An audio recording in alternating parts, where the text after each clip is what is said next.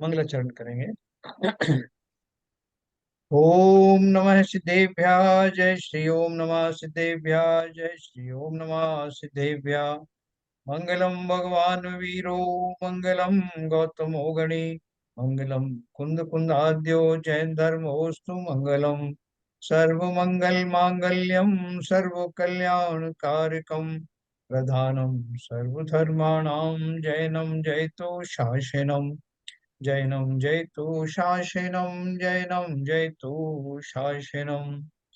नमः समय साराय स्वानुभूत्या चकासते चित स्वभावाय भावाय सर्वभावांतरच्छिदे। समय सार नाम के ग्रंथ की निर्जरा अधिकार का हम अध्ययन कर रहे हैं, जिसमें जो वास्तव में मोक्ष के निकट वाला अध्याय है संवर से ही शुरू हो जाता है, क्योंकि ये आश्रम के बाद में फिर जहाँ संवर शुरू होता है, संवर और अधिकार निर्जरा और मोक्ष, ये तीनों मोक्ष के आ, परिवार है, ऐसा कहा जाता है। तो सम्यक दर्शन की विशेष उल्लेख आ रहा है कि सम्यक दर्शन के बिना वास्तव में निर्जराएं प्रारंभ होती नहीं। क्यों नहीं होती, इसका मैं कारण बताऊं आपको कि अपन उसका गाथा ही पढ़ते हैं, शेयर करते हैं, मैं उसमें आपको बताऊंगा।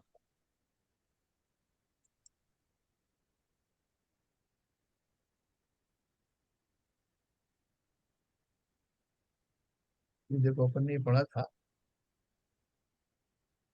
ये मैं जो जो लोग सम्यक दर्शन नहीं होता और वो ऐसा मान लेते हैं कि हम तो सम्यक दृष्टि हुए, क्योंकि वो चारित्र से और श्रद्धा से के को में भेद नहीं समझ करके जो बाह्य चारित्र है उसको ही सम्यक दर्शन का हेतु मान लेते हैं। अगर हमने बाह्य चारित्र किसी प्रकार से ग्रहण कर लिया तो सम्यक दर्शन हो गया, ऐसा उनका मानना है।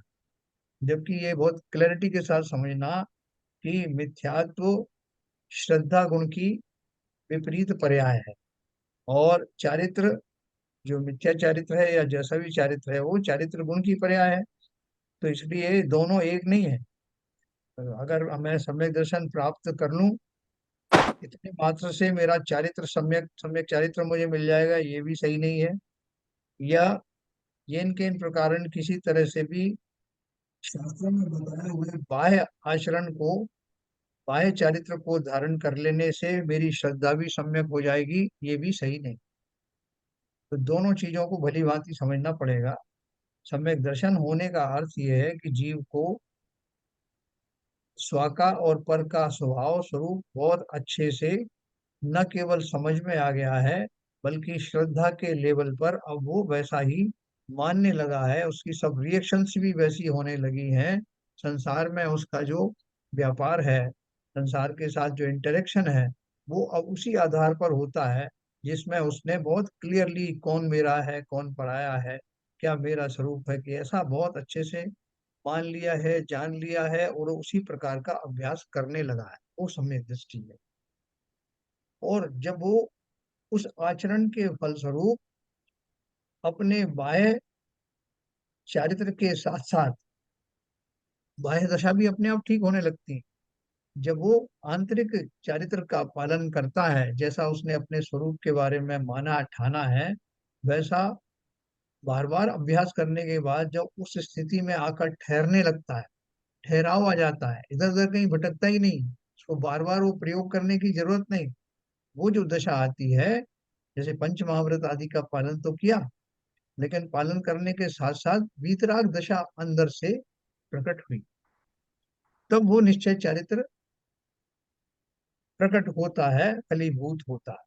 तो ये दोनों चीजें अलग अलग हैं, लेकिन बिना सम्यक दर्शन के सम्यक चारित्र नहीं हो सकता, और सम्यक चारित्र बिना सम्यक दर्शन के हो नहीं सकता। तो इसलिए ये दोनों बातों को बहुत अच्छे से समझना।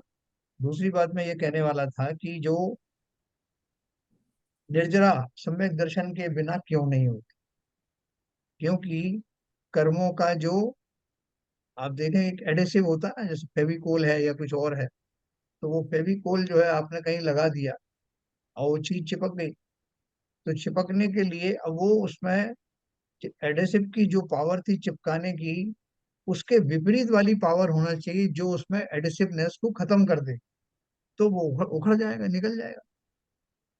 तो ठीक उसके विपरीत भाव होना चाहिए। तो जब जीव मिथ्यात्व अवस्था में कर्म आदि का बंद करता है, आश्रम बंद करता है, उस समय उसके जो भाव होते हैं वो उस चिपकाने में कार्यकारी होते हैं। और उसके विपरीत भाव चाहिए जो कि उसको उन कर्मों का चार्ज समाप्त कर दे। तो विपरीत भाव क्या है? मिथ्यात्व का विपरीत क्या है? सम्यक। तो सम्यक भाव हुए और वो जो एडेसिवनेस है वो खत्म हुई और कर्म निर्जरित हो जाते हैं। इसलिए सम्यक दर्शन उसका वो रूप है जिसके होने पर उन कर्मों का वो चार्ज चला जाता है। बहुत सिंपल फॉर्मूला है। तो चलिए, अपन कल पढ़ रहे थे कि अगर किसी को सम्यक दर्शन नहीं हुआ और उसने बाह्य चारित्र को धारण करके ऐसा मान लिया कि वो तो सम्यक दृष्टि हो गया और अभिमान से ग्रसित हो गया, वो वास्तव में सम्यक दृष्टि तो है ही नहीं, बल्कि उल्टा उस मिथ्यात्व के तीव्र परिणाम के कारण पापादि का ही बंध करता है। ये अपन ने देखो कल पढ़ा था। मैं स्वयं सम्यक दृष्टि हूँ बंध से विरहित सदा, यह मान करे अभिमान में पुलकित वदन मस्तक उठा। जो समिति आलम्बे महाव्रत आचरे पर पापमय, दिगमूढ़ जीवों का अरे जीवन नहीं अध्यात्ममय। यह मैं स्वयं सम्यक दृष्टि हूँ, मुझे कभी बंध नहीं होता, क्योंकि शास्त्रों में लिखा है कि सम्यक दृष्टि को बंध नहीं होता।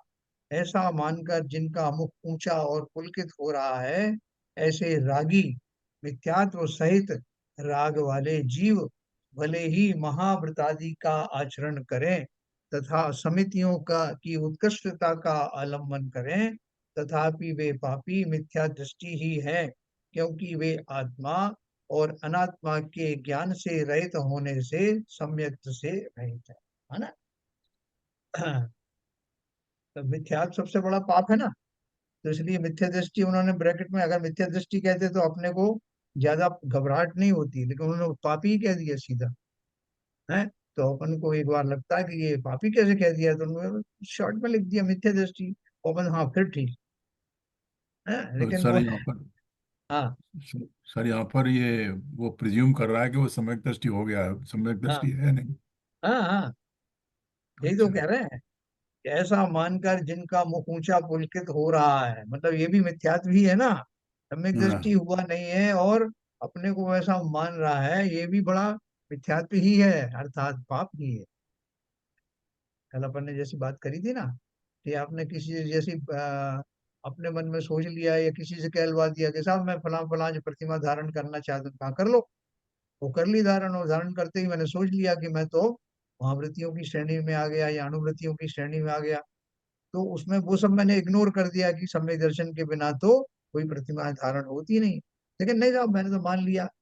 जैसे कल बाबू जी कह रहे थे कि वो ऐसा भी करने लगे कि दूसरों से कहे कि मैं तुम्हें क्या त्यागियों वृत्तियों का वो नहीं है क्या, सम्मान नहीं करता, शायद जानते हो क्या, मैं त्यागी हो गया हूँ, मैं वो हो गया हूँ, मेरा सम्मान किया करो। अपनी डिग्री लगा के बता रहे हैं।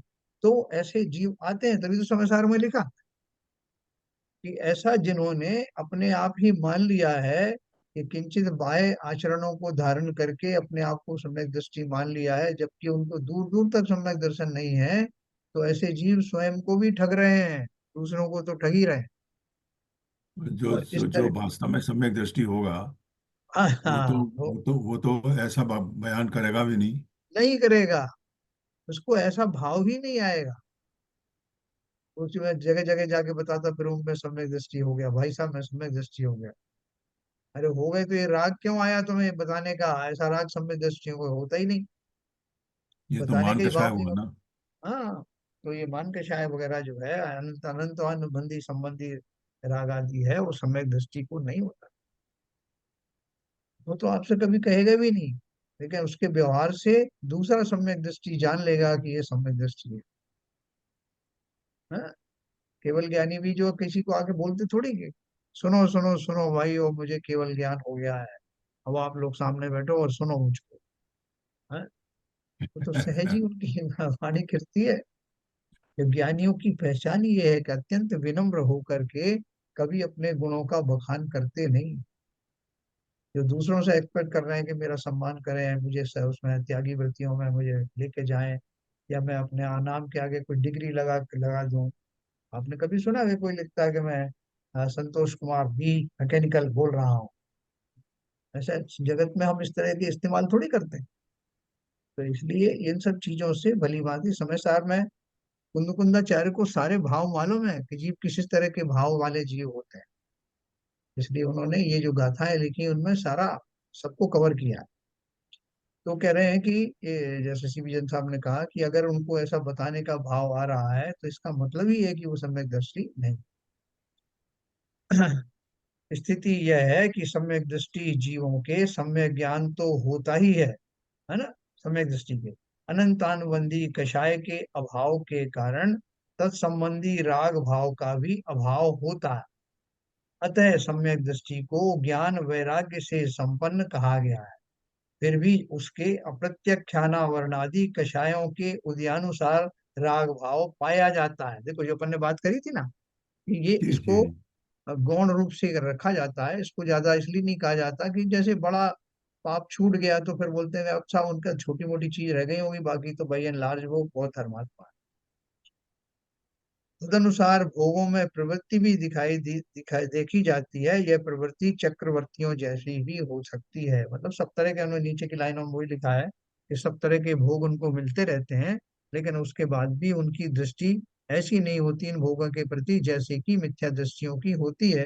भोग आदि में जिस तरह से मिथ्या दृष्टि गृद्धता पूर्वक उन्हें भोगता है, ऐसा ज्ञानियों को नहीं होता। ठीक है ना। इस बात का आधार लेकर कोई मूढ़ जीव आत्मानुभूति के बिना ही अपने को सम्यक दृष्टि मान ले और सम्यक दृष्टि को बंध नहीं होता। शास्त्र के इस वचन के आधार पर यह मानकर कि मैं तो सम्यक दृष्टि हूँ, अतः मुझे तो बंध हो ही नहीं सकता, इसलिए मुझे विषय भोगों से विरक्त होने की क्या आवश्यकता है। हैं? सर एक इसमें कदम एक पैराग्राफ बीच का छूट गया।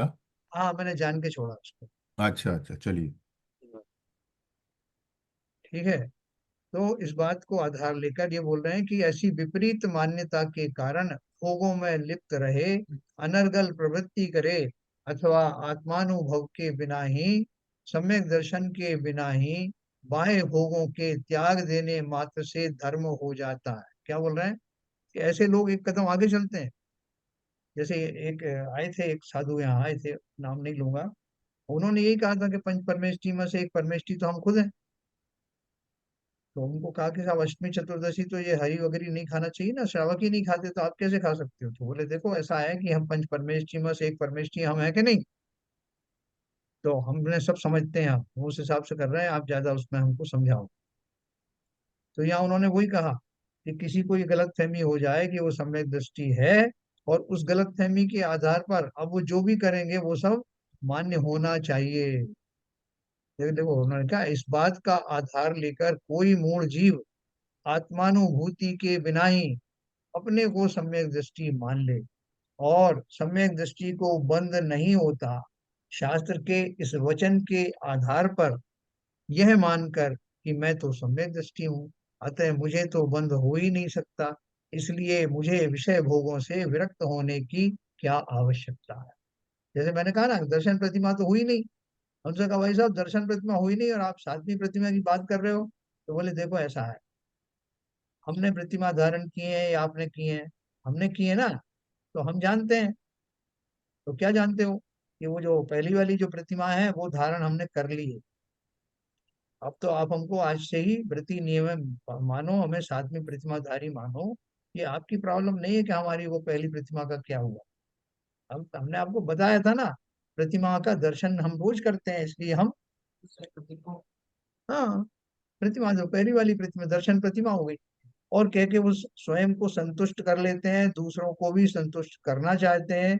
उस आधार पर अपने को वृत्ति संयमी मानते हैं और फिर शास्त्रों के जो वचन हैं उनको अपने ऊपर लागू करते हैं कि ओ अब मैं सम्यक दृष्टि हो गया, अब मैं कैसे भी भोग भोगूं तो बंध के कारण नहीं होंगे, क्योंकि शास्त्रों में लिखा है। मैं समय सार लिख दिखा दिखा दूंगा, मैं आगम दिखा दूंगा। तो वो ये कह रहे हैं यह मानकर कि मैं तो सम्यक दृष्टि हूँ, अतः मुझे तो बंध हो ही नहीं सकता, इसलिए मुझे विषय भोगों से विरक्त होने की क्या आवश्यकता।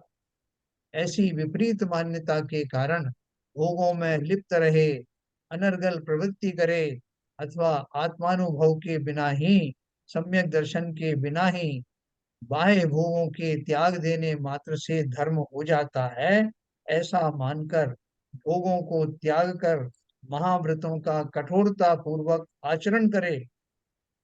देखो मैंने तो आपको अनुव्रतधारी की बात करी है ना। आपने देखा होगा बहुत सारे जो है वो प्रतिष्ठाचार्य आते हैं, भैया जी करके रूप में आते हैं, सप्तम प्रतिमाधारी होते हैं।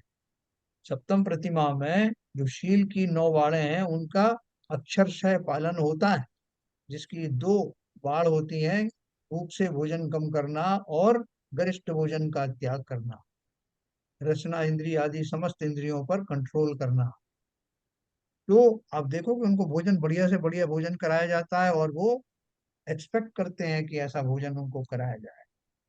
और निश्चित ही मेरे पास एक ब्रह्मचर्य की एक पुस्तक है, उसमें लिखा है कि ऐसा हो नहीं सकता कि आप गरिष्ठ भोजन करें और आपके भाव ना बिगड़े। लेकिन स्वच्छंद चल रहा है मामला, और मान रहे हैं मैं सातवीं प्रतिमाधारी हूँ, अर्थात समय दृष्टि भी हूँ। तो ये तो अनुवृत्ति की बात करी मैंने, अभी ये वो महावृत्ति की बात कर रहे हैं, यानी मुनियों की बात कर रहे हैं। बोल रहे हैं ऐसा मानकर भोगों का आत्मानुभव के बिना ही, सम्यक दर्शन के बिना ही बाह्य भोगों के त्याग देने मात्र से धर्म हो जाता है, ऐसा मानकर भोगों को त्याग कर महाव्रतों का कठोरता पूर्वक आचरण करे। ये एक्चुअल में कर रहे हैं, वो तो वैसे ही है जो मैंने कैटेगरी बताई। ये मुनि महाराज कठोरता पूर्वक पंच महाव्रत का पालन कर रहे हैं, समितियों का भी आलम्बन कर रहे हैं, है ना। इन दोनों ही स्थितियों में वह मिथ्या दृष्टि ही है, पापी ही है। लेकिन ये दूसरी कैटेगरी को मैंने आपको खुलासा किया था कि इसमें जो है 2 तरह के हो सकते हैं, कि एक तो मुनि महाराज ये जानते हुए कि वो सम्यक दृष्टि नहीं हुए हैं, सम्यक दर्शन उनको नहीं हुआ है, लेकिन इस भाव के साथ, इस अपेक्षा के साथ कि एक दिन उन्हें सम्यक दर्शन अवश्य होगा, तब तक कम से कम जो महाव्रतादि का स्वरूप बताया शास्त्रों में, मैं उनका विधिवत पालन करूं। तो वहां उनका भाव खोटा नहीं है, किसी को गुमराह करने का भाव नहीं, स्वयं को और दूसरों को भ्रम में डालने की बात नहीं। इसलिए वो तो सातिशय पुण्य का बंद करते हैं, लेकिन जो इसको छलावा मान करके भ्रमित करने के लिए इस तरह के व्रत आदि धारण करते हैं, वो तो सीधे सीधे घोर पाप और पाप का बंद करने वाले हैं। इन 2 कैटेगरी मैंने आपको बताई। तो पहले वाली जो कैटेगरी मैंने बताई कि जो उनका पालन तो करते हैं, लेकिन अंदर से अभी उनको वैसा समुचित वैराग्य आदि नहीं आया, वो जानते भी हैं। तो जब तक वो वैराग्य नहीं आता और मान्यता के रूप में श्रद्धा उनकी सही नहीं होती, तब तक वो मिथ्या दृष्टि ही रहते। तो यह थोड़ा उन्होंने कठोर शब्दों में बोला है, आचार्य ने, कि वो पापी ही मिथ्या दृष्टि ही है, मतलब जो स्पेशली उनके लिए कि जो जबरदस्ती ऐसा अपने आप को मान लेते हैं कि मैं समय दृष्टि हूं। यहाँ प्रश्न हो सकता है कि भोगों में अनर्गल प्रवृत्ति करने वालों को आप भले ही पापी कहें, क्वेश्चन लिखा है, भोगों में अनर्गल प्रवृत्ति करने वालों को आप भले ही पापी कहें, पर महाव्रतों के पालन करने वालों को, समितियों का आचरण करने वालों को पापी क्यों कहते हो? हैं? ये आप और हम, हमारे मन की बात है कि हम भी कहते हैं कि साहब चलो आपने जो औरों की कह दिया, जो भ्रमित कर रहे हैं वो सब तो चलो ठीक है, लेकिन जो अक्षर से पालन कर रहे हैं, पंच महाव्रतों का पालन कर रहे हैं, समितियों का पालन कर रहे हैं, आप तो उनको भी मिथ्या दृष्टि या पापी कह रहे हो, ये कहाँ तक सही है? तो उसका उन्होंने जवाब दिया, क्योंकि ये कौन सा अध्याय चल रहा है हमारा, निर्जरा अधिकार चल रहा है, कल भी ये क्वेश्चन आया था। तो निर्जरा अधिकार में किन भावों से निर्जरा होती है, किन से नहीं होती, वो बताने के लिए एकदम क्लियर बताया। तो देखो क्या उत्तर दिया। उत्तर यह है कि पर में एकत्व ममत्व और कर्तृत्व भोक्तृत्व रूप बुद्धि रूप मिथ्यात्व सबसे बड़ा पाप है, और यह सबसे बड़ा पाप दोनों के ही सदा एक सा विद्यमान रहता है, इसलिए वे दोनों समान रूप से पापी हैं। यही बात इस कलश में कही गई। दोनों कौन की बात हो रही? जो डिवीजन सा। मिथ्यावादी है, मिथ्यात्व वाला है, और जो अपने आप को समझ रहा है महाव्रतों में। मतलब ये बिल्कुल आप ठीक से कह रहे हो कि जिसने पंच महाव्रत आदि धारण किए हैं और उनका पालन कर रहा है और ऐसा मान रहा है कि वो सम्यक दृष्टि है, हाँ। ठीक है, उन्हीं की बात चल रही है।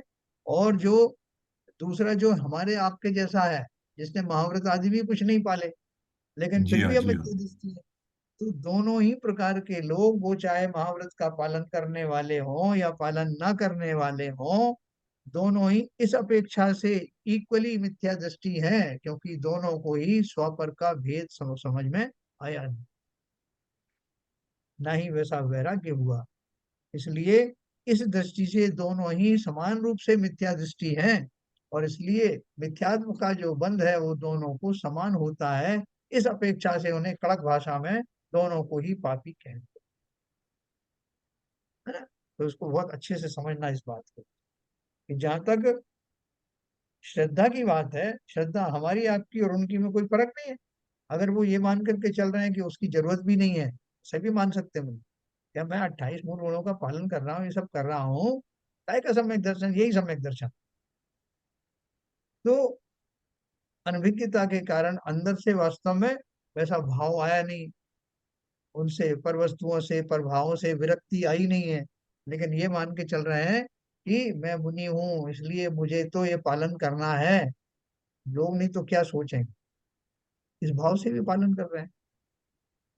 तो ऐसे भावों से पालन करने वाले अपने किंचित चारित्र के कारण उनको स्वर्ग आदि की प्राप्ति तो हो सकती है, क्योंकि अनर्गल प्रवृत्ति नहीं है, लेकिन मुक्त होने की पात्रता अभी आई नहीं, निर्जरा होने की पात्रता अभी आई नहीं। बंद तो हो रहा, शुभ बंद हो जाए। तो ये बात बहुत अच्छे से समझना, कोई डाउट आए तो बीच में ही पूछ सकते हो उससे। यही बात इस कलश में भाई कही साहब एक गई। बात बताओ। जी। भाई साहब, हाँ बोलिए। अभी आपने ये कहा अभी आपने कहा कि जैसा अगर ये करेंगे तो अनर्गल काम तो नहीं कर रहे, स्वर्ग तो मिल जाएगा। जी। लेकिन मायाचारी में वो जो लिखा हुआ है शास्त्रों में कि वो मिलती है वो प्रेंस योनि हाँ। मायाचारी के लिए, तो ये यहाँ पे एप्लीकेबल नहीं होता है क्या?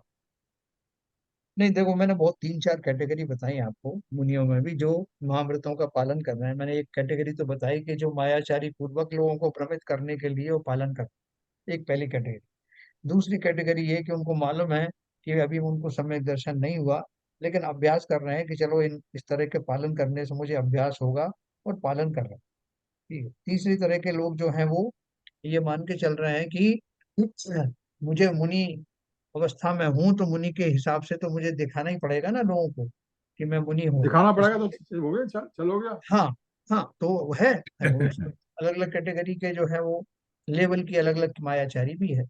तो कई कई तरह के भाव हैं। कोई एक कैटेगरी, केवल एक कैटेगरी जिसमें कि वो आदमी अपने को मित्र दृष्टि समझता है, के लेकिन इन सब का पालन इसलिए कर रहा है कि हाँ मुझे आगे सम्यक दृष्टि बनना है और मोक्ष मार्ग पर चलना है। तो बिल्कुल। उसका ये, और ये सो भी नहीं कर रहा। हाँ ऐसा बिल्कुल। ऐसा ऐसे ऐसे लोग तो स्वर्ग के अधिकारी हो सकते हैं। बाकी हाँ बाकी तो सब अधिकतर कैटेगरी रेंज गति वालों की है।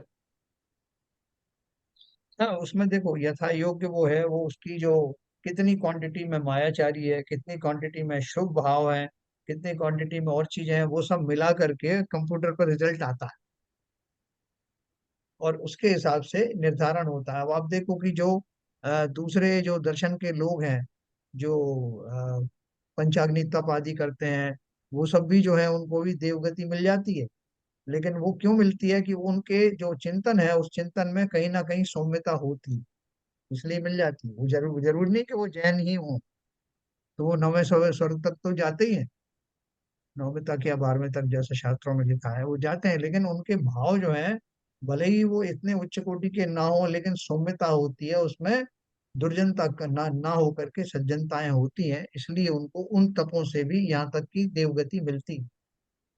नहीं, तो आपने कल बताया था हाँ। कि ऐसे भाव वालों को सात से पुण्य का लाभ होता है। हाँ वही। तो उस सात से पुण्य की वजह से उनको देवगति मिलती है।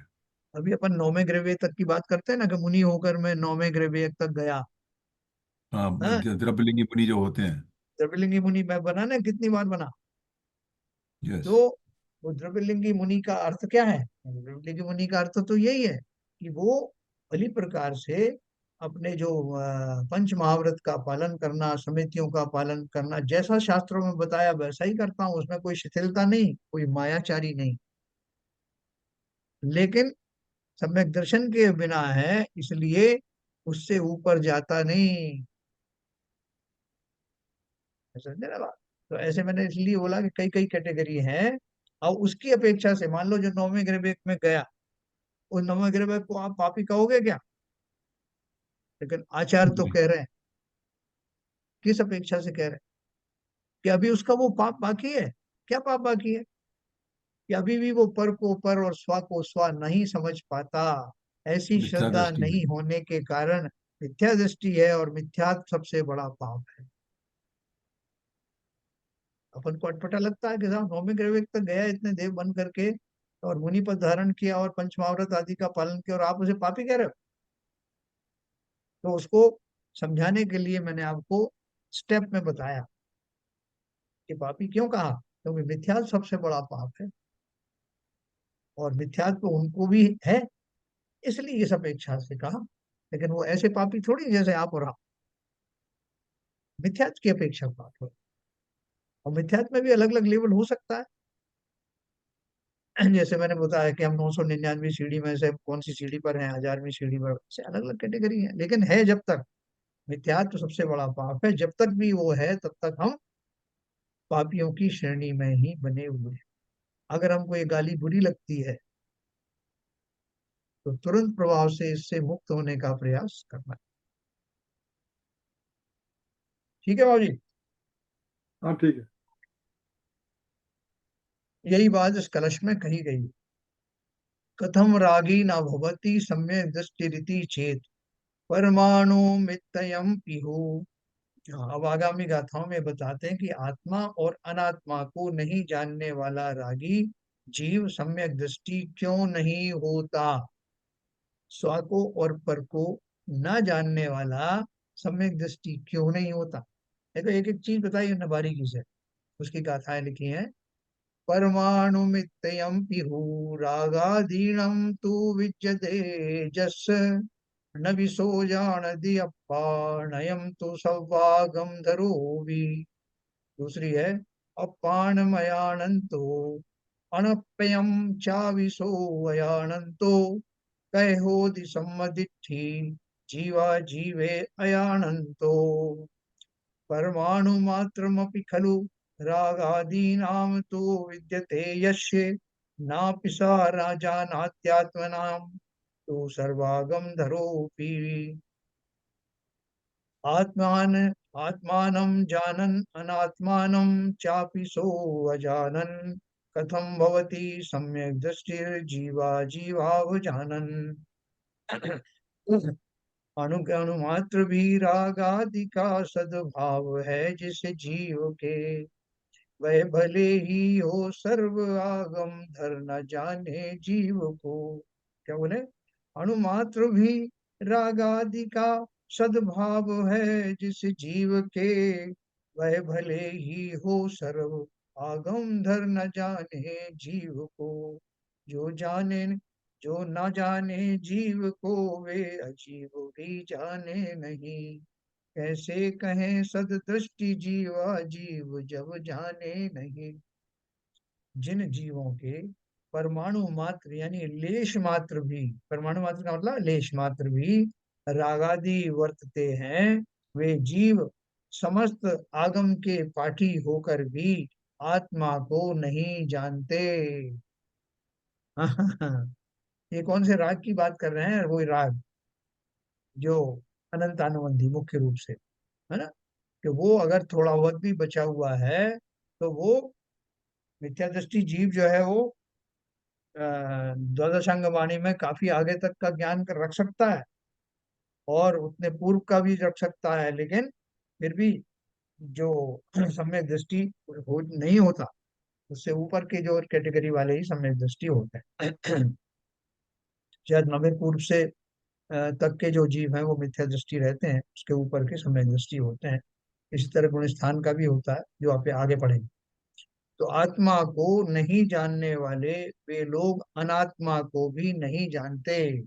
इस प्रकार जो जीव और अजीव दोनों को नहीं जानते, वे सम्यक दृष्टि कैसे हो सकते, है ना। एक टोकरी में आपने कुछ नेचुरल फल रख दिए और कुछ प्लास्टिक के बने हुए फल रख दिए, अच्छा।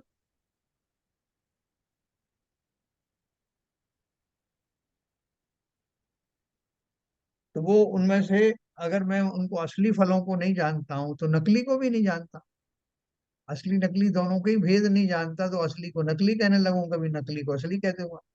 तो इसका अर्थ है कि मैं दोनों को ही नहीं जानता। तो ये कहे नहीं साहब मैं असली फलों को नहीं जानता, नकली को भी तो नहीं जानता। मैं नकली को जानता होता तो मुझे भ्रम क्यों होता। तो ठीक उसी प्रकार से जो आत्मा को नहीं जानते, वे अनात्मा को भी नहीं जानते। आपको कैटेगरी क्या है। तो किसी ने कहा कि भाई साहब वो जो मुझे भिंडी लाने के लिए आपने भेजा था, उसके भिंडी के लक्षण तो बताओ। तो मैं कैसे पहचानूंगा कि भिंडी कौन सी है। अरे भाई तुम तो चले जाओ बस वहां से भिंडी देख लाना और ले आना। तो कैसे पहचानूंगा कि ये भिंडी नहीं है, ये भिंडी है। मैं दोनों ही नहीं जानता। तो ठीक उसी प्रकार से जो जीव आत्मा का लक्षण नहीं जानते, वो दूसरे द्रव्यों को आत्मा क्यों ना मान ले, क्योंकि उन्हें कोई भेद ज्ञान नहीं, कोई लक्षण उनके पास है नहीं। इसलिए उन्होंने बोला जो आत्मा को नहीं जानते वे लोग अनात्मा को, यानी जो अन्य पदार्थ हैं जो जीवंत नहीं है, उनको भी नहीं जान सकते, क्योंकि वो लक्षण उनको बताए नहीं गए। इस प्रकार जो जीव और अजीव, यानी आत्मा और अनात्मा दोनों को नहीं जानते, वे सम्यक दृष्टि कैसे हो सकते हैं। उनको तो पता ही नहीं कि क्या जीव है क्या अजीब है, जीव कौन होता है, अजीब किसे कहते हैं, जीव को चाहिए क्या, मैं कौन हूँ, मुझे क्या चाहिए। बोले साहब वो सुख का पता किया है कि सुख चाहिए प्राणियों को। कौन से प्राणियों को चाहिए। बोले कुछ प्राणी होंगे जिनको सुख चाहिए। तो तुम कौन हो। तो पता नहीं साहब मैं कौन हूँ। तुम प्राणी हो या सुख हो या द्रव्य हो। बोले साहब कुछ नहीं पता। तो जब कुछ पता ही नहीं है तो फिर सम्यक दृष्टि होने का सवाल ही नहीं होता। दृष्टि ही नहीं है तो सम्यक दृष्टि कहाँ से होगा। तो यहाँ देखो उन्होंने और राग के साथ में रिलेट किया कि राग के होने पर जीव की दृष्टि वैसी खुलती नहीं है। कबन कहते हैं ना कि धृतराष्ट्र जैसे मत बनो। तो क्या मत बनो। तो धृतराष्ट्र से मतलब का क्या है। बोले मतलब यह है कि वो अपने पुत्र के मोह में इतना पागल था कि उसको सच्चा और गलत दिखाई देता नहीं था। बेटे ने जो कहा वो सब सही, उसको उसकी अंदर से भेद ही नहीं कर सकता था। तो वो जो राग था उसका पुत्र के प्रति जो मोह था, उसके कारण वो विवेक पूर्ण बात कर ही नहीं सकता। तो यहाँ वही कह रहे हैं, यहाँ परमाणु मात्र राग, यानी परमाणु मात्र मतलब मिनिमम लेश मात्र भी राग और सर्व आगम धर, ये दोनों पद विशेष स्पष्टीकरण की अपेक्षा रखते हैं।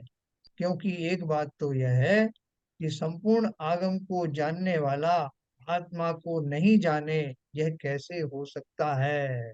किसी ने क्वेश्चन क्या पूछा कि संपूर्ण आगम को जानने वाला आत्मा को नहीं जाना, ये कैसे हो सकता है। द्वादशांग के पाठी तो सम्यक दृष्टि आत्मज्ञानी ही होते हैं। देखो ये समझना इस बात। द्वादशांग यानी इन वाणी के पूरे 12 अंगों को जानने वाला कौन होता है, सम्यक दृष्टि ही होता है। ये क्वालिफिकेशन है। मिथ्या दृष्टि द्वादशांग को नहीं जानेगा। कम तो जान सकता है, कम कितना बताऊंगा। द्वादशांग के पाठी तो सम्यक दृष्टि आत्मज्ञानी ही होते हैं। दूसरे राग का अंश तो 10वें गुण स्थान तक रहता है। तो क्या 10वें गुण स्थान तक भी आत्मज्ञान नहीं होता। आत्मज्ञान तो चतुर्थ गुण स्थान में ही हो जाता है। ऐसी स्थिति में उक्त पदों का अर्थ कुछ विशिष्ट होना चाहिए। तदर्थ स्पष्टीकरण अत्यंत आवश्यक है ना। जो बहुत राग वैलिड की उन्होंने क्वेश्चन। बात ये उन्होंने कहा ना कि परमाणु मात्र भी राग आदि है तो वो आत्मा को नहीं जानते, इसको उन्होंने क्लेरिफाई किया है। अपन सब क्लेरिफाई करेंगे इसको। इस बात को ध्यान में रखकर आचार्य अमृतचंद्र आत्मख्याति में इन गाथाओं का भाव इस प्रकार स्पष्ट करते हैं। हाँ, ये उन्होंने उसका एक दोहा लिखा है, श्लोक। असंसारात् प्रतिपदममि रागिणो नित्यमत्ताः सुप्ता यस्मिन् पदं पदं तद्बुद्धि तत्बुद्ध्यध्व बन्धा एते एते तेतः पदमिदं यत्र ते चैतन्य धातुः शुद्धः शुद्धः स्वरस भरतः स्थायी भावत्वमेति। सर जिसके ये इस कलश का विवरण आगे है, अभी तो ये गाथाओं का ही चल रहा है। ऐसा है क्या? हाँ, बराबर। हाँ। बराबर सही कह रहे हो आप। उसके काफी हाँ। नीचे आया पद पर। हाँ। हाँ। तो ये जिसके अज्ञान में रागादि भावों का, इसमें थोड़ा ये जरा कंफ्यूजन हो जाता है। हाँ, नहीं जिस वो प्लेसमेंट की वजह से ऐसी प्रॉब्लम हो जाती हाँ, जिसके अज्ञान में रागादि भावों का लेश मात्र भी सद्भाव है, वह भले ही श्रुत केवली कल्प अर्थात श्रुत केवली के समान हो, तो भी ज्ञानमय भावों के अभाव के कारण आत्मा को नहीं जानता। है ना? देखो इन्होंने क्या लाइन लिखी ऊपर, जिसके अज्ञान में रागादि भावों का लेश मात्र भी सद्भाव हो। रागादि भाव कौन से रागादि भाव? क्वालिफिकेशन क्या लगाया? अज्ञानमय। जिसके अज्ञानमय रागादि भावों का लेश मात्र भी सद्भाव है, वह भले ही शुद्ध केवली कल्प अर्थात शुद्ध केवली के समान हो। शुद्ध केवली किसे कहते हैं? जो द्वादशांग का पाठी होता है, द्वादशांग का जैसे ज्ञान होता है, जो परोक्ष में केवली केवल ज्ञानी के समान है, वो शुद्ध केवली है। तो बोल रहे हैं कि भले ही वो शुद्ध केवली के समान उसको ज्ञान क्यों ना हो, तो भी ज्ञानमय भावों के अभाव के कारण आत्मा को नहीं जानता। और जो आत्मा को नहीं जानता, वह अनात्मा को भी नहीं जानता, क्योंकि स्वरूप से सत्ता और पर रूप से असत्ता, इन दोनों के द्वारा ही एक वस्तु का निश्चय होता है। सर यहाँ पर ये सद्भाव क्यों यूज किया गया है? सद्भाव का मैंने आपको पहले बताया था, सद्भाव का मतलब है खाली उसकी प्रेजेंस। अच्छा जहां अच्छा। भी सद्भाव इस्तेमाल किया वो प्रेजेंस का मतलब है ना? सद्भाव का मतलब स्वभाव नहीं है। नहीं, सद्भाव का मतलब स्वभाव से नहीं है। सद्भाव का मतलब उसकी प्रेजेंस है, उसकी उपस्थिति से है। अच्छा अच्छा। ठीक है। दूसरी बात देखो, अपन अदालत में वो आपको कसम खिलाते हैं ना कि मैं सच कहूंगा और सच के अलावा कुछ नहीं कहूंगा। अस्थि से और नास्ति से दोनों तरह से कहलवाते। क्यों कहलवाते हैं? जिससे कहीं कोई गुंजाइश नहीं हो कि आप कहो साहब मैं सत्य कहूंगा, ये तो मैंने कह दिया, मैंने मगर मना नहीं किया कि मैं असत्य भी कहूं, नहीं कहूंगा। सत्य कह रहा हूं, असत्य नहीं कहूंगा, ऐसा मैंने कहाँ कहा? इसलिए वो दोनों तरह से कहलवा लेते हैं। तो यहाँ भी वो क्या बात कर रहे हैं कि वस्तु का निश्चय कब होता है? जब मैं कहूं कि मैं चैतन्य चैतन्यता का धारी हूं और अचेतन जड़ आदि का धारी नहीं हूं। नहीं तो फिर क्या हो जाएगा, मैं किंचित चैतन्य भी हूँ किंचित अचेतन भी हूँ। इसलिए बहुत अच्छे से दोनों तरह से कहा जाता है कि मैं स्वरूप से सत्ता और पर रूप से असत्ता, मैं अपने ज्ञानादि के कारण मौजूद हूँ, ज्ञानादि की अपेक्षा से मैं चैतन्य व्यक्ति मौजूद हूँ, चैतन्य स्वरूप ही मौजूद हूँ। लेकिन पुद्गल के किसी भी गुण के कारण मेरी सत्ता नहीं है। है ना? मैं पुद्गल नहीं हूँ, मैं जीव हूँ। मैं जीव हूँ, पुद्गल नहीं हूँ, और ये पुद्गल जो है ये पुद्गल ही है, ये जीव नहीं। तो ऐसा अपनी अपेक्षा से होना और पर की अपेक्षा से नहीं होना, इसको कहते हैं स्वरूप से सत्ता और पर रूप से असत्ता। इन दोनों के द्वारा ही एक वस्तु का निश्चय होता है। क्योंकि सभी द्रव्य यूनिक हैं, किसी का किसी में कुछ बिल्कुल मिला हुआ नहीं है कि मैं जीव द्रव्य हूँ अर्थात मैं अजीव नहीं, मैं चैतन्य हूँ, मैं ज्ञान का धारी हूँ अर्थात मैं अज्ञानी नहीं हूँ, जड़ पुद्गल की तरह। या मैं चैतन्य हूँ, मैं उद्गल की तरह रूप रस गंध का धारी नहीं हूँ। ये मुझे बहुत क्लैरिटी से मालूम होना चाहिए। जब मालूम होना हो गया, विश्वास हो गया, यही विश्वास तो सम्यक दर्शन है। इस प्रकार जो आत्मा और अनात्मा को नहीं जानता, वह जीव और अजीव को नहीं जानता। मैं उसके लक्षणों को नहीं जानता। कोई भाई साहब आप बताओ तो सही, आप प्रारंभिक भूमिकाओं में हम और आप भी तो यही बात करते थे कि आप शरीर हो कि आप आत्मा हो। तो हम दोनों ही है, तो कैसे कुछ साथ साथ घूमते हैं। शरीर और मैं मिलके भोजन करते हैं, हम दोनों मिलके बात कर लेते हैं। शरीर से मैं चलने का काम करता हूँ, सोचने का काम मैं करता हूँ, हम दोनों मिलकर के एक ही तो है। आप क्यों अलग अलग करने को तुले हुए? ये हमारा मन में एक्चुअली में ऐसा है। हमें थोड़ा बहुत कम हो गया होगा कि थोड़ा पढ़ते रहते हैं शायद। बाकी भाई एंड लार्ज सबसे पूछ के देखो कि साहब आप शरीर हो कि आप आत्मा हो। तो अच्छा, हमने तो कभी सोचा ही नहीं कि हम कोई अलग अलग हैं। शरीर में कुछ होता है तो हमको लगता है कि हम दुखी हुए, शरीर मरता है तो हमको लगता है हम मरे। और यही सही है, हम दोनों मिलकर के आप अलग अलग करने पे क्यों तुले हुए? वास्तव में ये हमारा इतना गहराई से ये हमारी श्रद्धा में बैठा हुआ है कि हम अपने इस चिंतन में कभी आते ही नहीं कि मैं अलग हूँ, शरीर अलग।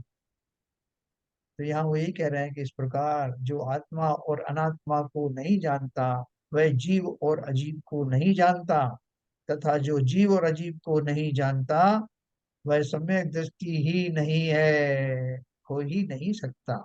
इसलिए रागी जीव ज्ञान के अभाव के कारण सम्यक दृष्टि नहीं होता। हाँ, उन्होंने ये बताया था ना कि हम आपको बताएंगे कि जीव, रागी जीव सम्यक दृष्टि क्यों नहीं होता। अभी देखो ये रागी का जो जो अर्थ बताया ना, रागी का अर्थ और क्लियर करेंगे आप और हम। तो समझ गए कि रागी का अर्थ कौन सा राग? पर द्रव्यों के प्रति होने वाला राग। वो जब तक है तब तक मैं वो सम्यक दृष्टि हो नहीं सकता। वैसे तो राग और आगे तक भी चलता है ना, चतुर्थ गुण स्थान से आगे भी, लेकिन वहां परद्रव्यों के प्रति ममता नहीं रहती।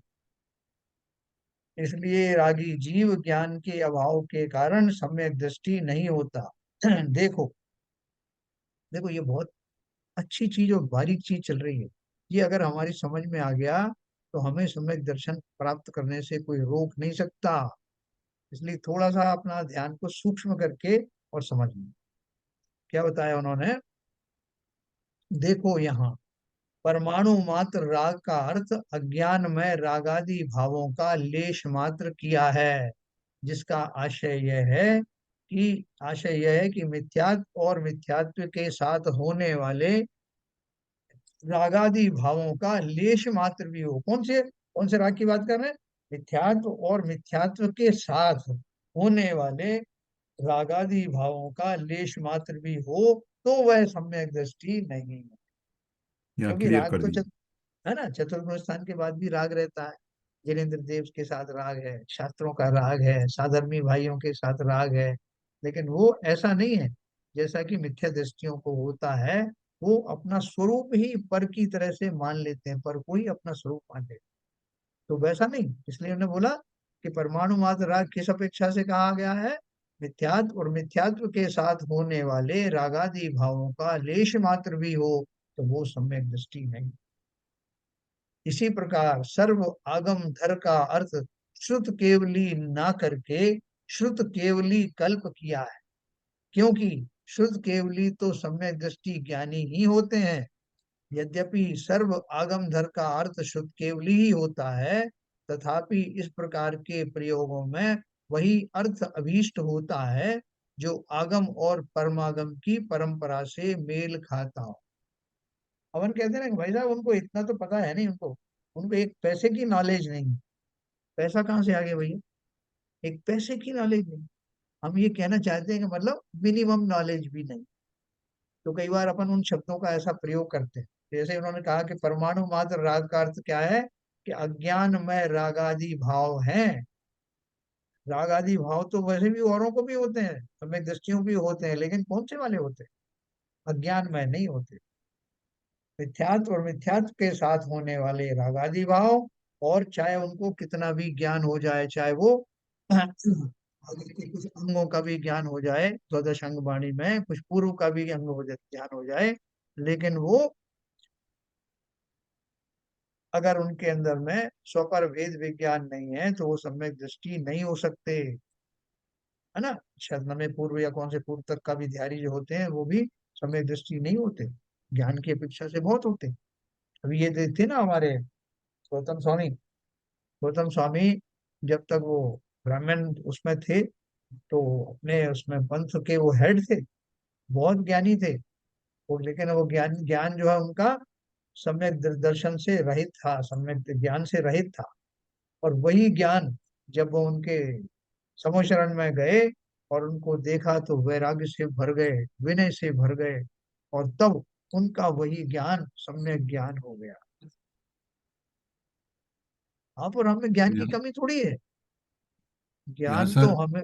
हाँ, बोलिए। ये श्रुत केवली कल्प जैसे सम्यक सन्मुख वाली बात है, वो उसी के अनुसार है क्या? नहीं, वो क्या बोल रहे हैं कि उन्होंने जो ऊपर कहा ना, देखो ऊपर जो गाथा कह दी उन्होंने, बहुत जोर से कह दी। अपन ये किसी को डांटते ना, कह रहे तुमको तो एक पैसे की अकल नहीं है, क्या बात करते हो। तो उस समय हमारा कहने का अर्थ जो हम जोश में कह देते हैं एक पैसे की अकल नहीं है, उससे ऐसी बात नहीं कि एक पैसे की अकल नहीं है, अकल तो है, लेकिन हम जिस अपेक्षा से उनकी अकल चाहते हैं वो नहीं होने के कारण हम इसे डांट देते हैं। तो यहाँ उन्होंने ऐसे डांट दिया ऊपर, उन्होंने लिखा ना, जिसके अज्ञान में रागादि भावों का लेश मात्र भी सद्भाव हो, वो भले ही श्रुत केवली कल्प अर्थात श्रुत केवली के समान हो। है तो वो डांटने की भाषा में उन्होंने उस लेवल तक ले जाके छोड़ दिया कि आप कितने ज्ञानी क्यों ना हो, लेकिन आपको सम्यक दर्शन नहीं है। अगर आपको स्वपर का भेद विज्ञान नहीं है, गारंटी से आपको सम्यक दर्शन नहीं है। तो वो जो कह रहे हैं कि हमने जो श्रुत केवली शब्द कहा, श्रुत केवली के समान भी आपको ज्ञान हो क्यों ना हो, तो वहां नीचे उसको क्वालिफाई कर रहे हैं कि वो अच्छा। कहने का अर्थ खाली शुद्ध केवली कहना नहीं था कि हम शुद्ध केवली तो वास्तव में ज्ञानी होते हैं। शुद्ध केवली के समान कह दिया वो जोश में, यानी उस समझाने के लिए कहा, उसको उन्होंने क्लैरिफाई किया कि वो ज्ञानी तो है, ऐसा नहीं कि ज्ञानी नहीं है, लेकिन वो ज्ञानी उच्च कोटि का ज्ञानी नहीं है। उसके जो राग आदि हैं, जो राग तो ऊपर भी चलते हैं, लेकिन वो राग और इन राग में फर्क है। इसी तरह से ज्ञान भी, से मिथ्या दृष्टियों का ज्ञान कहाँ तक जाता है, लेकिन फिर भी वो सम्यक दृष्टि वाला ज्ञान नहीं कहलाता। ये कहने के लिए उन्होंने ये सब पूरा समझाया। मैं क्लियर कर पाया इसको। जी सर। हाँ। यद्यपि सर्व आगम धर का अर्थ शुद्ध केवली ही होता है, तथापि इस प्रकार के प्रयोगों में वही अर्थ अभिष्ट होता। अपन बहुत जोश में आ जाते हैं ना कि भाई साहब क्या बात करते हैं, मैंने एमए किया है, पीएचडी की, और आप बोले आपको बिल्कुल नॉलेज नहीं है। बोले हाँ, मैं तब भी कहता था अब भी कहता हूँ, जब आपको ये छोटी सी बात समझ में नहीं आई तो काहे का एमए, हमारे हिसाब से तो पहली क्लास भी पास नहीं। तो वो जो उस भाषा में जो कहा गया है उसका अर्थ ये है कि कितना भी श्रुत का पाठी क्यों ना हो, कितना भी शास्त्र क्यों ना पढ़ लिए हो, लेकिन उसका वो ज्ञान शास्त्र के मार्ग में, वैराग्य के मार्ग में, मोक्ष मार्ग में उसकी कोई वैल्यू नहीं। ठीक है सर। सर्व आगम धर का अर्थ शुद्ध केवली होता है, तथापि इस प्रकार के प्रयोगों में वही अर्थ अभीष्ट होता है जो आगम और परमागम की परंपरा से मेल खाता है। इस प्रकार इन गाथाओं में यही कहा गया है कि रागादि भावों में उपादेय बुद्धि वाले जीव सर्व आगम को जानकर भी सम्यक दृष्टि नहीं हो सकते। कि भाई साहब मेरी एक किताब रह गई है, उसके बाद तो मैं सम्यक दृष्टि हो ही जाऊंगा। कौन सी रह गई है? बोले अभी तो मैंने समय सार पढ़ा है, तो पंच परमागम है ना, पांच, पांचों किताब पढ़ने के बाद तो सम्यक दृष्टि हो ही जाऊंगा। और पांच भी किताब पढ़ रहे थे तो अब लोगों ने कहा अब हो गए क्या? बोला अभी एक लाइन बाकी है इसकी। हैं? जैसे ये लाइन खत्म होगी मैं सम्यक दृष्टि हो जाऊं। तो वो कह रहे हैं कि कितना भी ज्ञान, शास्त्रीय ज्ञान आप कर लो, लेकिन जब तक भावों में वो उत्कृष्ट निर्मलता नहीं आए, भेद विज्ञान ना हो, स्व और पर को जानने की समझ ना आई हो, तब तक कितने भी शास्त्र पढ़ लो सम्यक दृष्टि नहीं हो सकते, है ना। रागादि भाव में उपादेय बुद्धि वाले जीव सर्व आगम को जानकर भी सम्यक दृष्टि नहीं हो सकते। अब आत्मख्याति में इसी भाव का पोषक कलश काव्य लिखते हैं, जिसमें आचार्य अमृतचंद्र अनादि काल से मोह नींद से सोए हुए जीवों को झकझोर कर जगा जगाएंगे, कल जगाएंगे। ठीक है सर। कल आप वो चोटी पकड़ के लाएंगे। तो ललित जी, थोड़ा सा आपके चेहरे पे संतुष्टि के भाव दिख रहे हैं। अब मैं समझा पाया थोड़ा जो एक्सप्लेनेशन था, किस अपेक्षा से उन्होंने कहा, कैसे समझाया, है ना। आचार्यों को भी ऐसे भाव आते हैं, हाँ। कई बार वो डांट के बोल देते हैं मूर्ख कहीं के, तो उनका अर्थ क्या है। तो साहब आप मुझे मूर्ख कह रहे हो, मैंने पीएचडी किया, मैंने बीई किया, मैंने एमबीए किया, उनका सब फाड़ के फेंक दो, सब तुम्हारी डिग्री विग्री, तुम्हें तो कुछ एक एबीसीडी भी नहीं आती। फिर लो साहब, आप एबीसीडी बात कर रहे हो, मैंने तो इंग्लिश में जो है स्पेशलाइजेशन किया, वो किया होगा फिर भी। तो उनका कहने का अर्थ क्या है कि जो अभीष्ट ज्ञान है, जो इस मार्ग के लिए आवश्यक है, वो तो है कि नहीं, उससे मापा जाए। ठीक है सर। तो अपने को आचार्य की जो फटकार है वो पसंद आई हो, है ना। कल अपन इसके बारे में और चर्चा करेंगे। जिनवाणी स्तुति है।